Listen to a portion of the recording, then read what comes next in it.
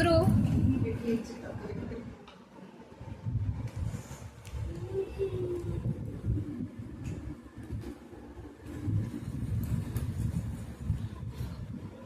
துரு ட்ரெஸ் பிடிக்கலையா?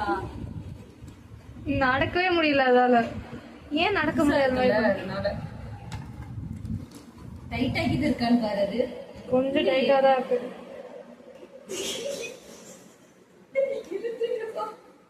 ஏந்திரி நட. நீ அது விடு, அதை ஃப்ரீயா விடு. கீழே விட்டுறத அதுவே எந்திரிச்சு நடந்தான்னு பார்க்கலாம். எந்திரி. வேணும்னே பண்ணிட்டு இருக்க.